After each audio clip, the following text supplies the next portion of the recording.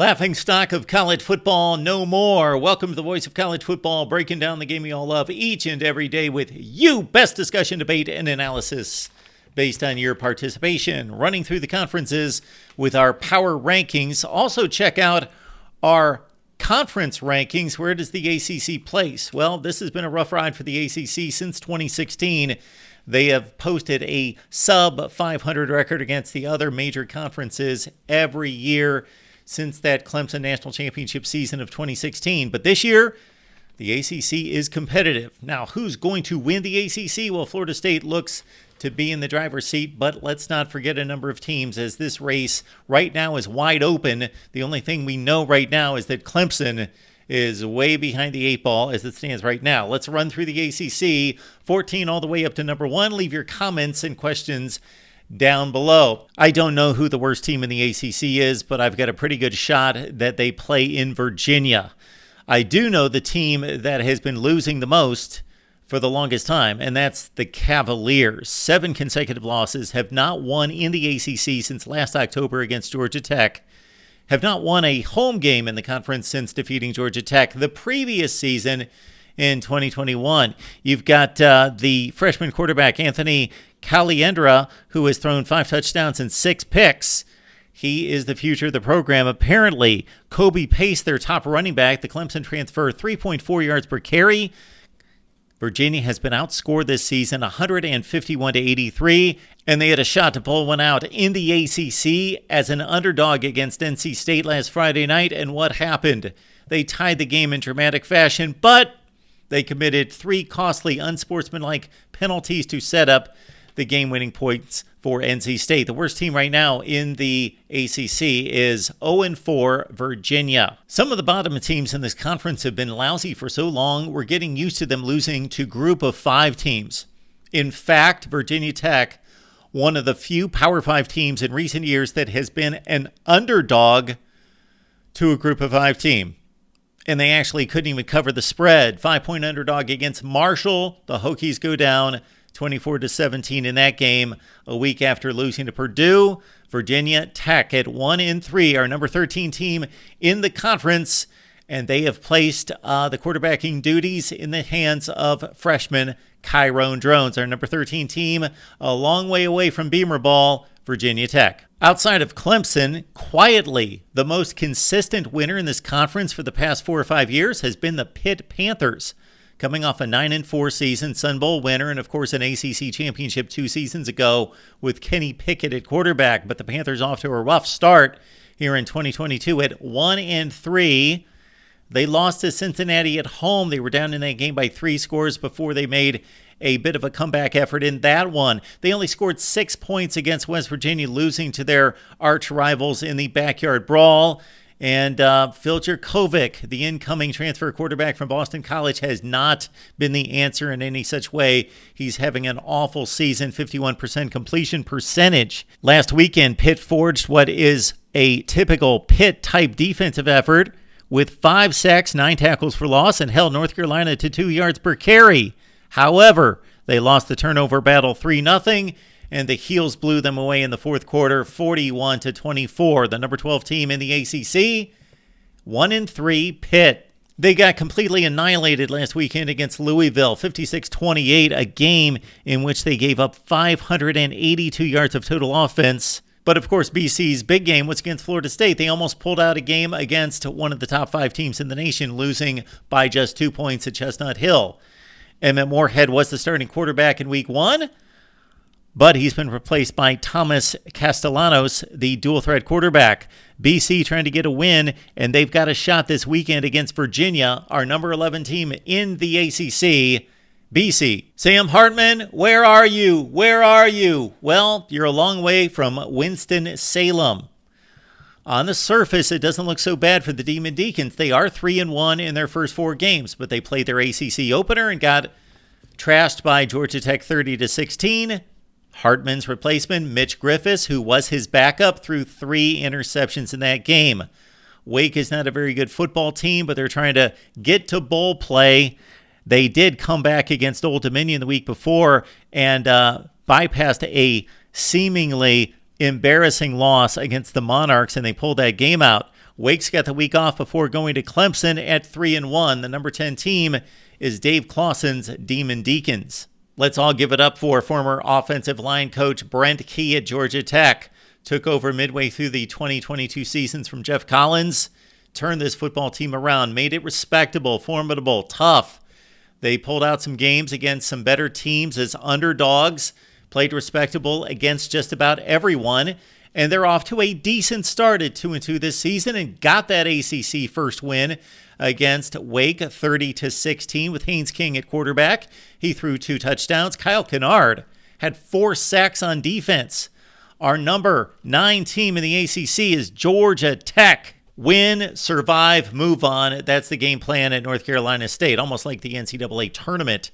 3-1, but the Wolfpack looking less than dominant. Week 0 was their first win against UConn. They barely got by the Huskies in a less than dominant fashion. Their most recent effort was against Virginia. We know how bad the Cavaliers are, and NC State barely escaped that one 24-21 with Brennan Armstrong throwing a couple touchdowns against his former team.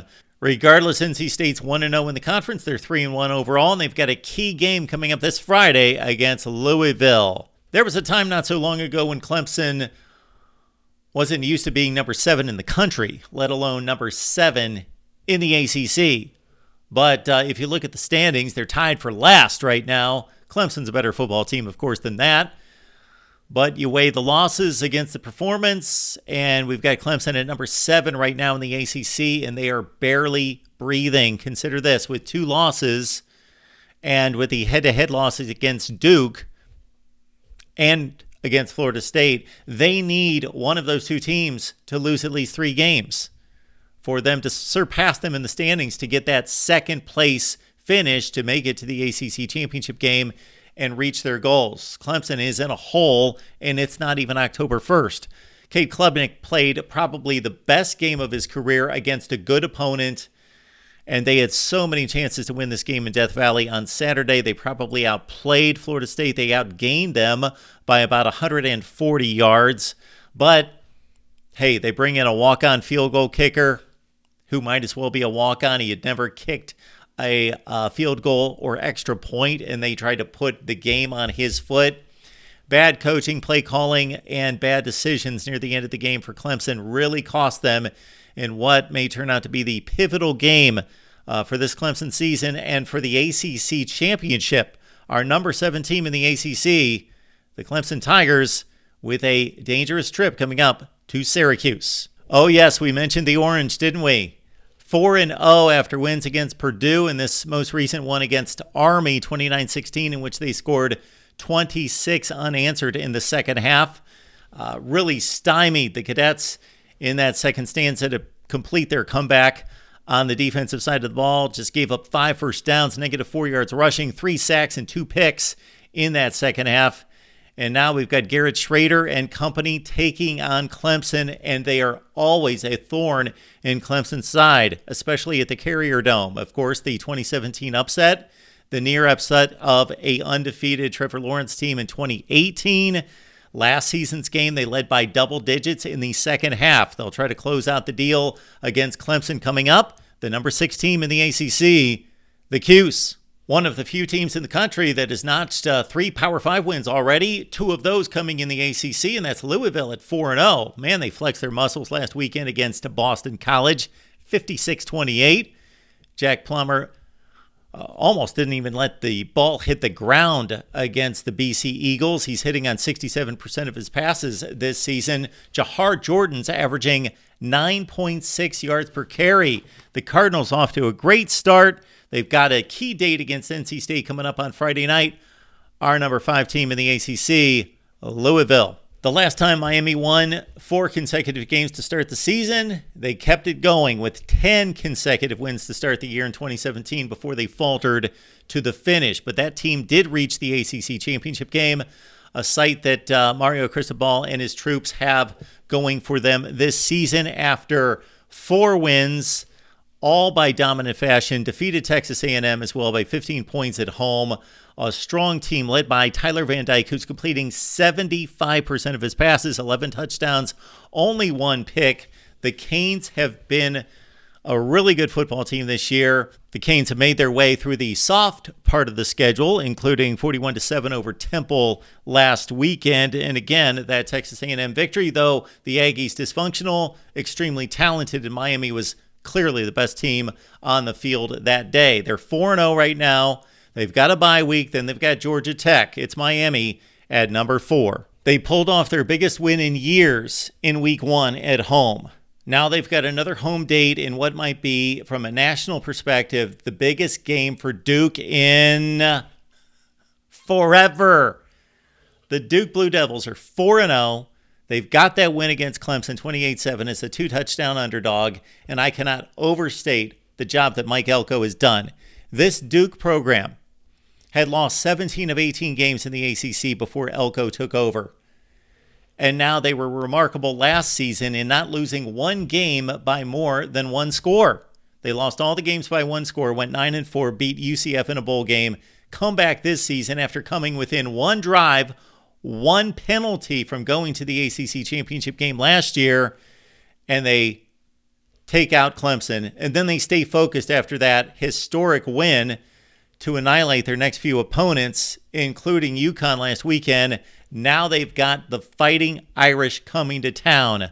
Riley Leonard, Jordan Watkins, and company get primed for a mammoth game. It's Duke, it's Notre Dame, and Duke is our number 3 team in the ACC. If you throw out scores, if you throw out stats, and you just go by the results on the field against the opponent, and you go with the consistency of the schedule, North Carolina might have the best resume in college football.